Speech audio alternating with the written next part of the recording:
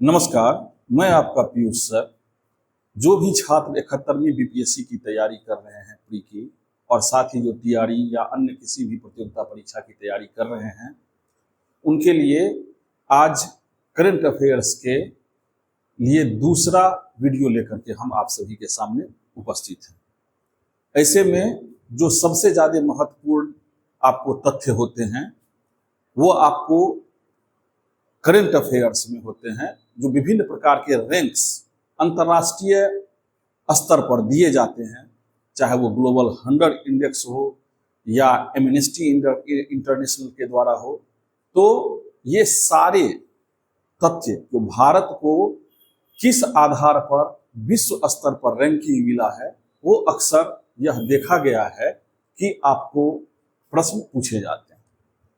इसी कड़ी में आज आप लोगों को जितने भी 2024 से लेकर के 2025 तक में जितने भी अंतर्राष्ट्रीय स्तर पर भारत की रैंकिंग प्राप्ति हुई है, वो सारे रैंकिंग और आपके भारत से कौन आगे है कौन पीछे है, मतलब तथ्यात्मक रूप से बड़ा ही समृद्ध ये वीडियो आप लोगों के लिए होने वाला है। तो आइए अब हम लोग शुरुआत करते हैं इस नए तथ्य से। उम्मीद करता हूं कि इससे आपके आने वाले जो भी एग्जाम है उसमें ये सारे तथ्य आपके लिए महत्वपूर्ण सिद्ध होंगे और सहायक सिद्ध होंगे। आइए चलते हैं। सबसे पहले हम चलते हैं हेनले इंडेक्स पासपोर्ट रिपोर्ट पर। इसमें विश्व के हर देशों के पासपोर्ट की क्या स्थिति है और कितने में वीजा फ्री होते हैं, इसके बारे में आंकड़ा को जानते हैं। आज विश्व के जितने भी प्रमुख रिपोर्ट या आपको सूचकांक हैं, उनकी सूची में सबसे पहला जो है वो है आपको हेनले पासपोर्ट इंडेक्स। यह पासपोर्ट से संबंधित आपको जानकारी दी जाती है और ये हेनले पासपोर्ट इंडेक्स के अनुसार सिंगापुर के पासपोर्ट को दुनिया में सबसे शक्तिशाली माना गया है, जिस पर 195 देश की वीज़ा फ्री यात्रा की जा सकती है। इसके साथ दूसरे नंबर पे जापान का पासपोर्ट का स्थान आता है। उसके साथ 193 देशों की वीज़ा फ्री यात्रा की अनुमति है। इसके अलावा दक्षिण Korea, France, Germany, Italy, Spain, Finland संयुक्त रूप से तीसरे स्थान पर है, क्योंकि इसके पासपोर्ट से 192 देशों में वीज़ा फ्री एंट्री मिलती है। भारत का जो पासपोर्ट है वो आपको 85वें नंबर पे है, क्योंकि इससे भारतीय पासपोर्ट के द्वारा आप 57 देश का मात्र वीज़ा फ्री यात्रा कर सकते हैं। ये आपको जनवरी 2025 के आधार पर सबसे शक्तिशाली पासपोर्ट का world ranking Henley and Partners के द्वारा किया गया है, तो इसलिए इसे हेनले पासपोर्ट इंडेक्स भी कहा जाता है। अभी आप लोगों ने हेनले पासपोर्ट इंडेक्स के बारे में जाना। अब आप लोगों के बीच भ्रष्टाचार से संबंधित जो आंकड़े हैं उसके इंडेक्स के बारे में चर्चा करते हैं। ट्रांसपेरेंसी इंटरनेशनल के द्वारा जो भ्रष्टाचार संबंधी सूचनाएं हैं वो आपको निम्न प्रकार से। सबसे महत्वपूर्ण, इसको आप एकदम यह समझ लें कि हर एग्जामिनेशन में यह पूछा जाने वाला तथ्य है, और वो है आपको भ्रष्टाचार धारणा सूचकांक, जिसे ट्रांसपेरेंसी इंटरनेशनल ने फरवरी 2025 में वर्ष 2024 के लिए जारी किया। कब जारी हुआ है? तो फरवरी 2025 में। ये आपको करंट अफेयर्स की दृष्टिकोण से बहुत ही महत्वपूर्ण है और इससे आपको प्रश्न आता ही है। और ये जो आपको ट्रांसपेरेंसी इंटरनेशनल है, यह 180 देशों की सूची जारी किया है, जिसमें 96वें स्थान पर आपको भारत है।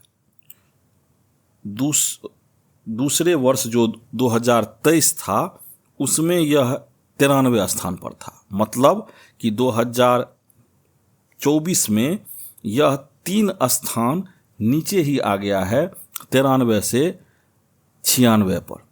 और ये है आपको भ्रष्टाचार में, मतलब भ्रष्टाचार में भारत जो है वो दिन प्रतिदिन बढ़ता ही जा रहा है। पहले 93 स्थान पर था 23 में, और 24 आते आते 96 स्तर पर है। जबकि सबसे कम भ्रष्टाचार के जो टॉप 3 देश हैं उसमें पहला देश डेनमार्क है, दूसरा फिनलैंड है और तीसरा सिंगापुर है। और सबसे भ्रष्ट जो है वो आपको देश है दक्षिणी सूडान, जो कि 180 नंबर पे है, सोमालिया 179 नंबर पे है और वेनेजुएला 178 नंबर पर है। आइए इसके साथ हम भारत के पड़ोसी देशों की भी भ्रष्टाचार धारणा सूचकांक देखते हैं। इसमें पाकिस्तान 135वें नंबर पे है, श्रीलंका 121वें स्थान पर है, बांग्लादेश 149वें स्थान पर है, चीन 76वें स्थान पर है। मतलब यह भी तथ्य आ सकता है कि हमारे पड़ोसी में चीन हमसे जहां ऊपर है, वहीं अन्य जितने भी देश हैं वो सभी भारत से भ्रष्टाचार के मामले में ज़्यादा ही नंबर पाए हैं। ऐसे में चीन के बाद भारत, भारत के बाद श्रीलंका, श्रीलंका के बाद पाकिस्तान, पाकिस्तान के बाद बांग्लादेश आते हैं।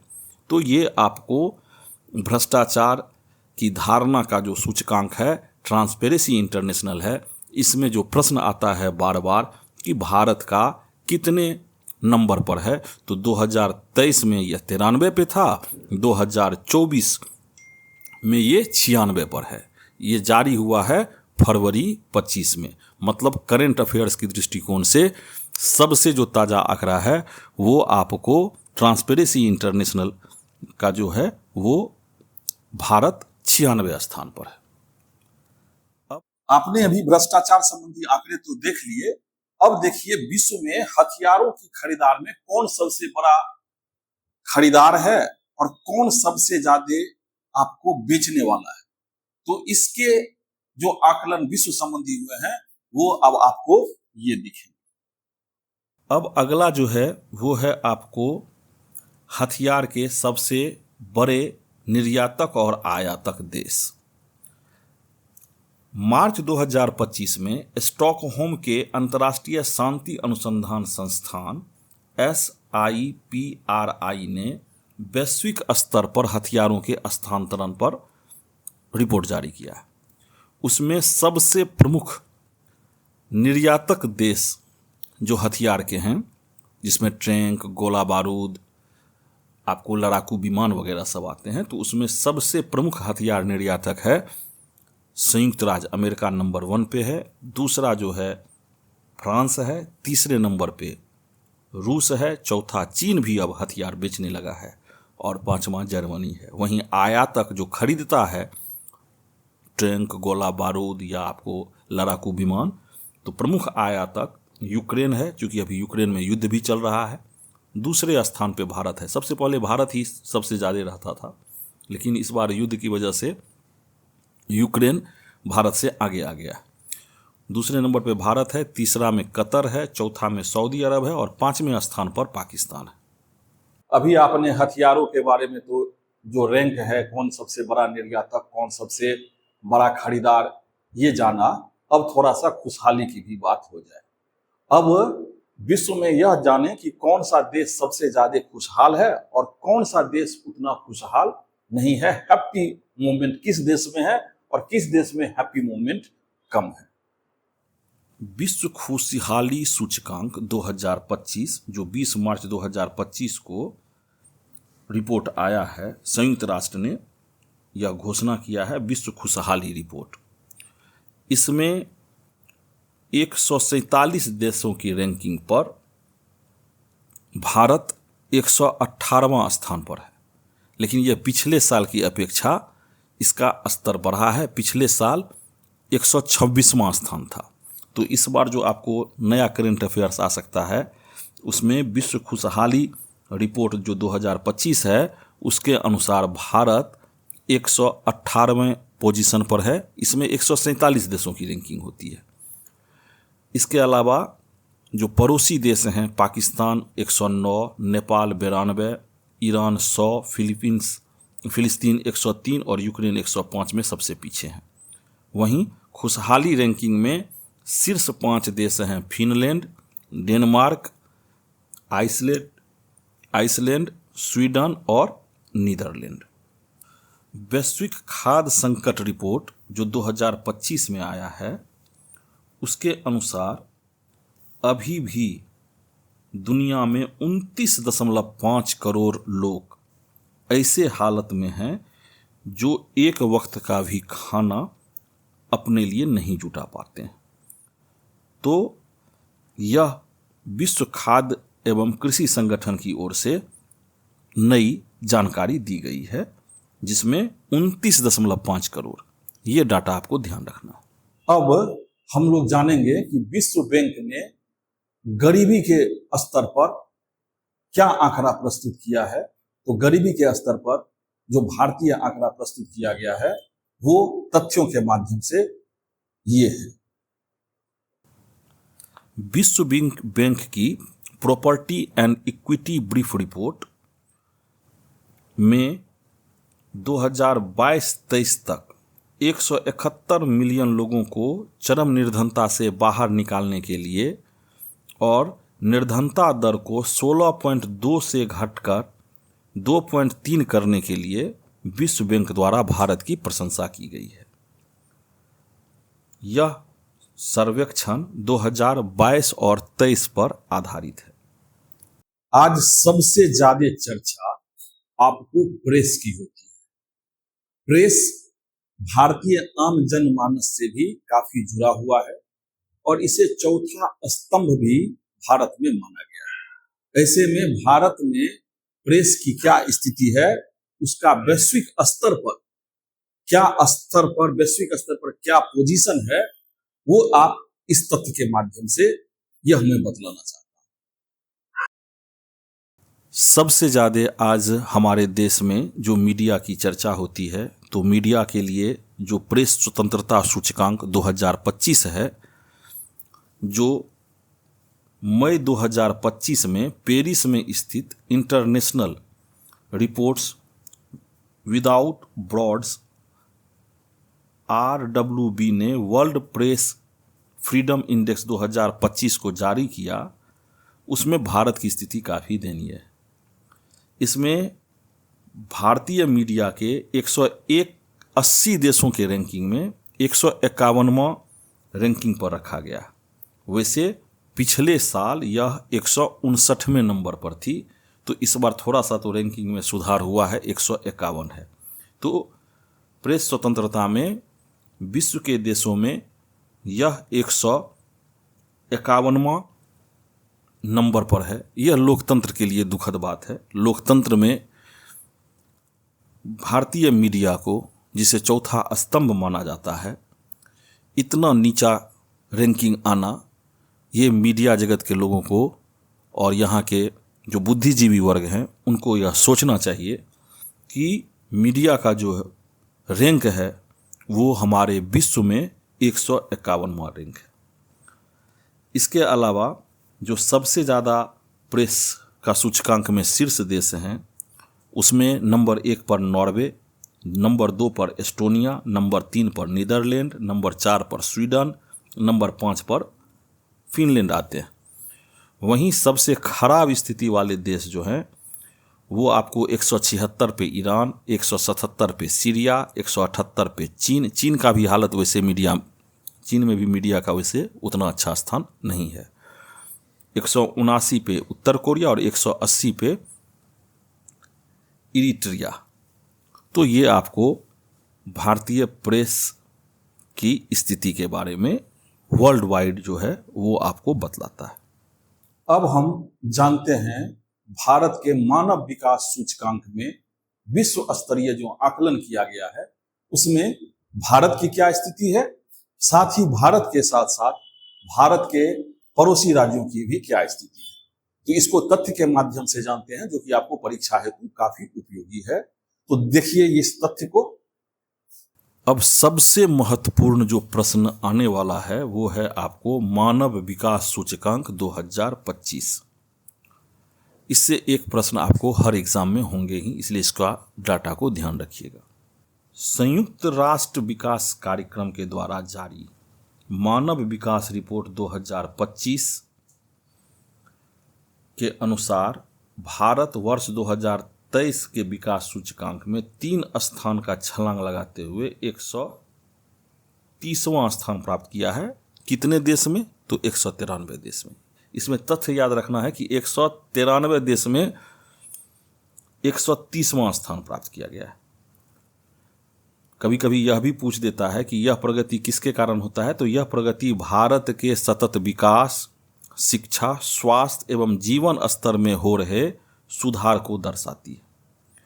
तो भारत का जो 2022 में स्थिति था वो था 133 और 2023 में जो स्थिति है वो आपको 130। तो अभी आपको जो भी 2025 में जितने भी प्रश्न आएंगे तो 2023 के अनुसार मानव विकास रिपोर्ट में भारत का स्थान 130वां है।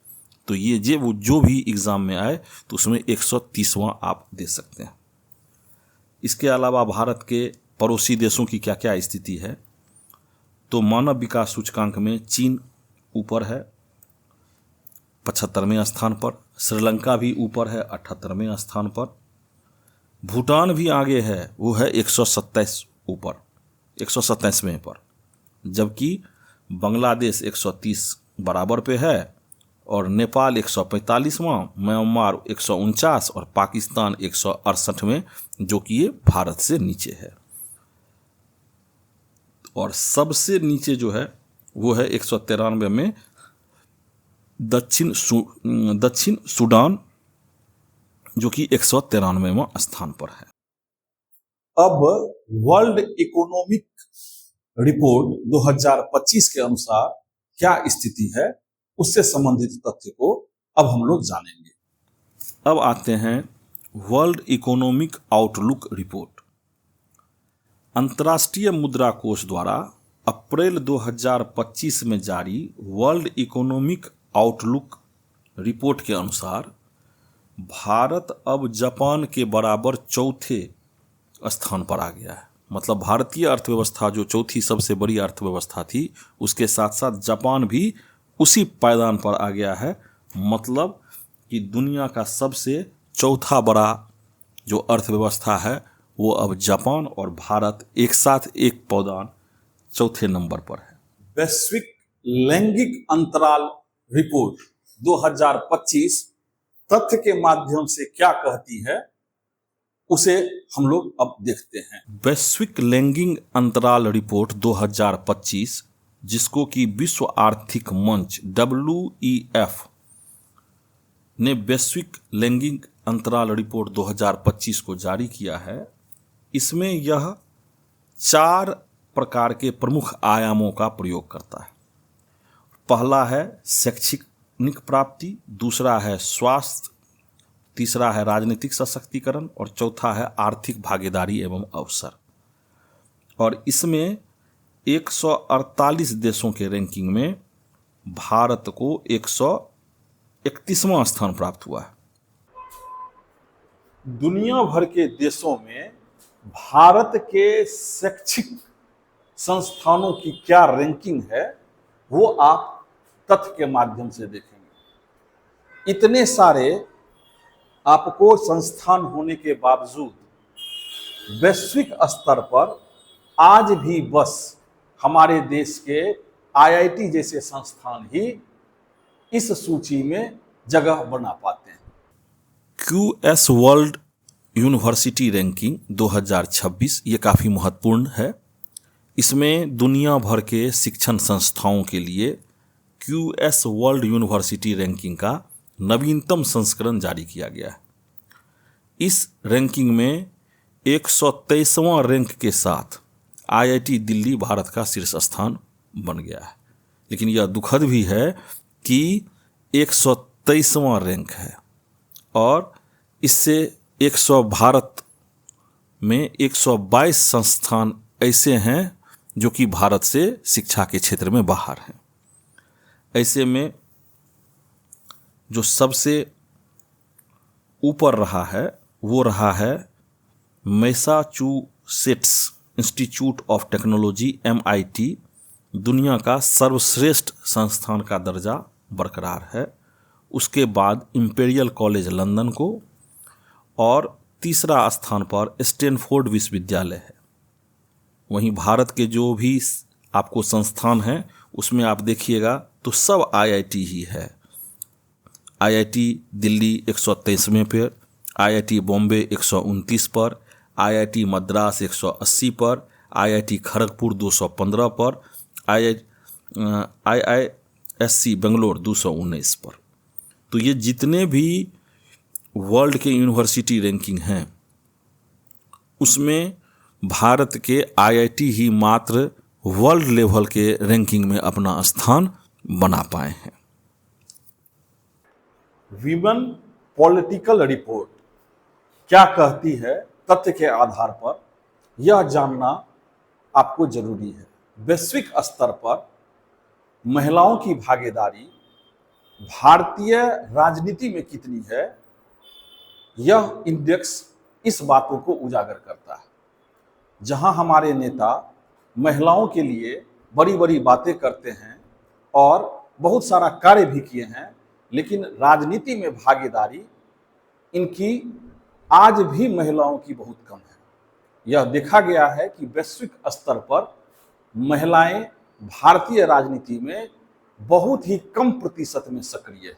Women political leaders report 2025 UN women द्वारा एक नया रिपोर्ट जारी किया गया है, जो कि वैश्विक स्तर पर राष्ट्राध्यक्षों, सरकार के प्रमुख एवं प्रमुख मंत्रालय में महिलाओं की भूमिका, उसकी उपस्थिति और उसके राजनीतिक नेतृत्व में लैंगिक समानता के प्रति बाधाओं को उजागर करती है। ऐसे में यह भारत के 181 देशों में उसे 174वां स्थान प्राप्त है, जो यह बतलाता है कि महिलाओं की भागीदारी अभी भी भारतीय राजनीतिक व्यवस्था में बहुत कम है। इस रिपोर्ट में यह बताया गया है कि महिलाओं की स्थिति भारतीय राजनीति में मात्र 2 से 9.9% के बीच है, जो कि तेजी से विकसित होने वाले अर्थव्यवस्था और लोकतांत्रिक देश के लिए लगभग ही गड़बड़ है। भारत की आधी आबादी को राजनीति में मात्र 2 से 9.9% ही भागीदारी मिली है। विश्व के ऊर्जा सूचकांक में भारत की क्या स्थिति है, इसको आइए अब हम लोग तथ्य के माध्यम से समझते हैं।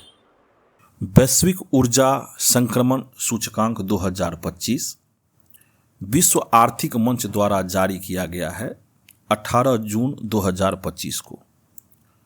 इसमें भारत पिछले वर्ष में 63वें स्थान पे जो था, अब वो 71 स्थान पर आ गया है, मतलब वो नीचे चला गया है। हालांकि उसके ऊर्जा में, क्षमता में सुधार हुआ है। ऐसे में वैश्विक शांति में कौन सा देश शांत है और कौन सा देश अशांत है, इसको तथ्यों के माध्यम से हम लोग समझते हैं और यह जानने का प्रयास करते हैं कि विश्व के कौन से देश शांत हैं और कौन से अशांत हैं। ये सारे तथ्य आपको UPSC, BPSC और आपको TRE के माध्यम के लिए भी, जो आप एग्जाम देंगे उसके लिए भी काफी महत्वपूर्ण तथ्य हैं। तो आइए तथ्य के माध्यम से समझते हैं। अब वैश्विक शांति सूचकांक 2025 है, जो कि Institute for Economics and Peace IEP ने वैश्विक शांति सूचकांक 2025 को जारी किया है। इसमें भारत को 115वां रैंक प्राप्त हुआ है और यह भारत जो 2024 में 116वां रैंक पे था, उसमें 1 का सुधार हुआ है। मतलब है कि वैश्विक शांति सूचकांक में 2024 में भारत जहां 116 नंबर पे था, अब 2025 में 115वां पे आ गया है।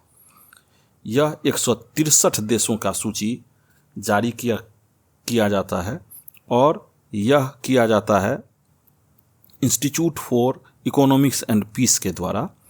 इसमें सबसे जो शांति देश हैं, मतलब जहाँ पे कोई दंगा फसाद वगैरह सब नहीं होता है, बड़ा शांत देश है, वो है आइसलैंड जो यूरोप में है, दूसरा है आयरलैंड, तीसरा है न्यूजीलैंड, चौथा है ऑस्ट्रिया और पांचवा है स्विट्जरलैंड। वहीं आइसलैंड जो है 2008 से ही लगातार अभी तक शांतिपूर्ण देश बना है, जबकि सबसे अशांत देश जो आजकल के समय में है वो है आपको 162 पर यूक्रेन और 163 पर रूस।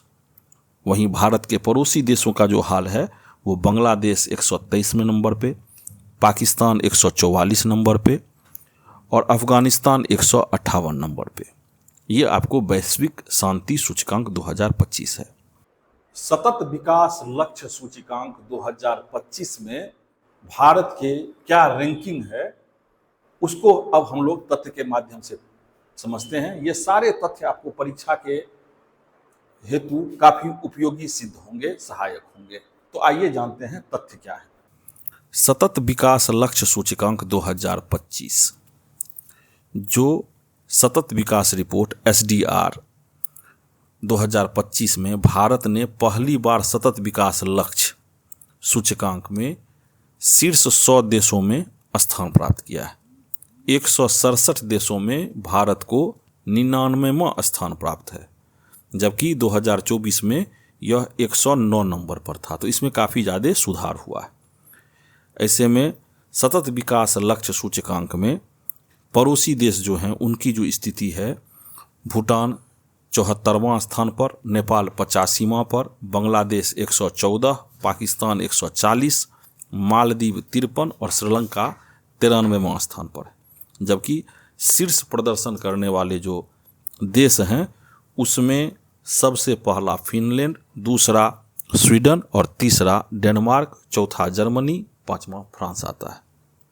Critical and emerging technology index 2025 में जहां अमेरिका सबसे सर्वाधिक नंबर पर है, वहीं भारत को 10वां पोजीशन मिला है।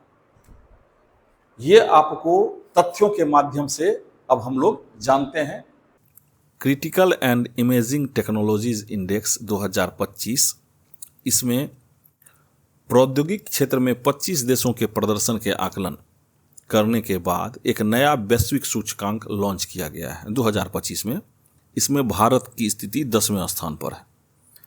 यह जो सूचकांक है उसमें 25 देशों के महत्वपूर्ण प्रौद्योगिकी, सेमीकंडक्टर, कृत्रिम बुद्धिमत्ता जिसे AI कहा गया है, जैव प्रौद्योगिकी, अंतरिक्ष एवं क्वांटम प्रौद्योगिकी के प्रदर्शन के आधार पर मूल्यांकन करता है। इसमें सबसे नंबर 1 अमेरिका है टेक्नोलॉजी में, दूसरा स्थान चीन का है और उसके बाद आपको अन्य यूरोप के देश हैं। वहीं भारत का स्थान इसमें 10वां है।